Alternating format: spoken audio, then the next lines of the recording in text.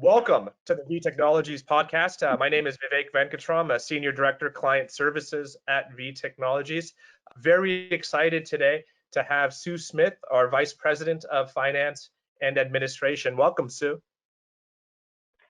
Thank you, Vivek. I'm excited to be here. Great. And you wrote a fascinating paper called Found in Translation. And the spirit of it, or my takeaway at least, where I'd like to start is in terms of the importance of partnership and making sure that, when two organizations come together, that you do it in the right way. Really to get us going here, when you think about that right way, what is important to that? What is important to a successful partnership in terms of two organizations coming together? Communication, I think at the core, I think that's successful in any human interaction. And communication between not just different companies, but between different cultures adds so many more layers of complexity. You have a really funny example or anecdote from Lost in Translation, obviously, which is the play on words from your example that the readers will surely like. You dive into two specific examples of when two organizations come together to form a partnership. One, the anxieties, the trials, the tribulations of the first time. And the second scenario is when a partner is evaluating going back to outsourcing, plausibly after having unfortunate or unpleasant experience the first time. Let's start in that first scenario, you write about, or allude to rural hospitals as a good example of this. But what do you think are some of the anxieties of entering an outsourcing partnership for the first time? Fear, I think, is a very big concern for any entity. Fear of the failure of it in terms of how expensive is this going to be, what is this going to cost us, how much farther behind will we be because we went down this road instead of just trying to figure it out without going for outside help. And I think to some degree,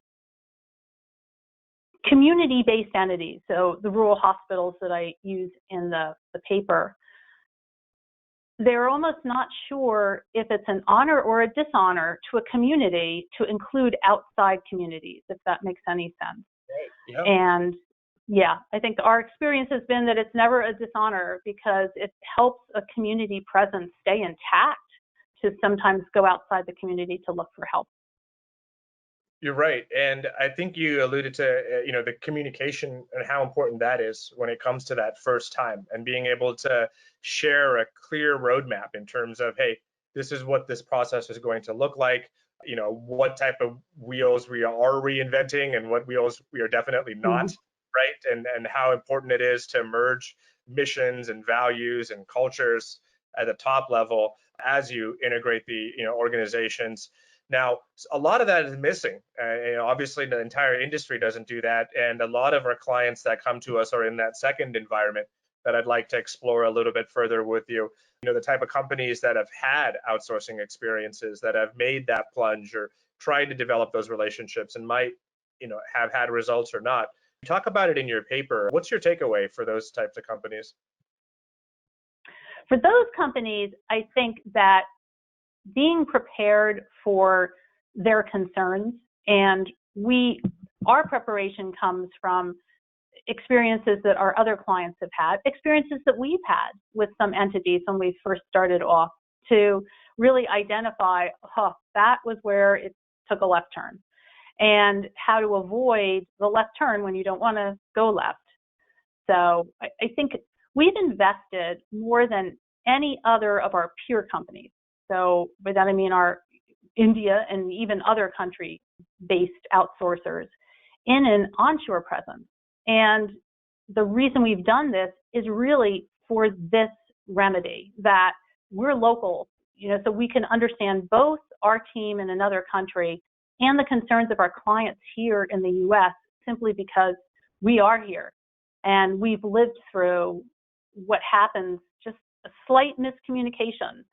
And how it could, cause a real disruption in a process or in an operation, to the point where we're now familiar enough with each other that we understand how to anticipate miscommunications and to avoid them. I love the point you make in terms of that, in the sense that if we can solve communication and you can solve the lack of clarity in terms of what the future is going to look like, and make sure you have points of contacts and people established in terms of their roles, and that you have a business rhythm built with the client, you can in effect create a control environment, right? I think that's really what you're speaking to. You can solve for all of this, so then you can say, hey, where are the real problems at? Are they with the processes? Are they with the personnel? Was it with the partner itself, or was it with the way that it was set up, right? And it's not it's a positive environment of exploration with our clients. But I think you and I have seen this over the last 10 years is really the progression of clients who have come to the V Technologies family, and the diversity of their environments from which they come.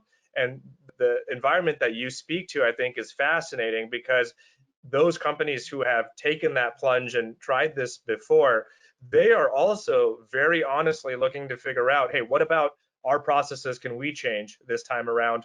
Or was it Yeah. outsourcing in and of itself, right? And I think you lay it out beautifully in one of your concluding thoughts. What are your maybe your kind of concluding remarks on that? So when you're trying to figure out, hey, where are my problems? Is it in my current environment, or is it with my processes, or is it with the vendor, or is it with outsourcing in general? You have any thoughts for our audience in terms of kind of how to do due diligence or dissect the problems? I think, so like foremost, it's experience. So we've been here over 10 years doing this between the US and India. And really the time-space continuum, you just cannot come up with a substitute for.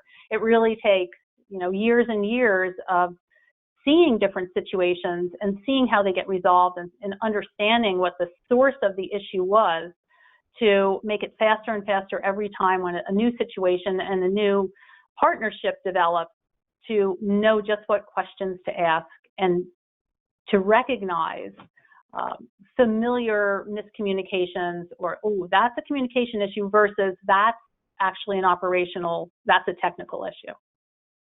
Yeah, I think that really, the way to sum it up would be, perhaps, if you can get your clients in a place where everybody knows that you're going along a journey versus, driving to a destination.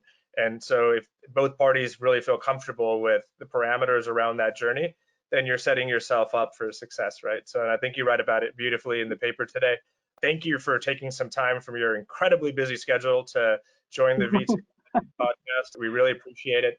Your paper is a great read, and I want to thank our audience in advance for joining us, and hope you enjoy it too. All right, thanks everybody. Thank you.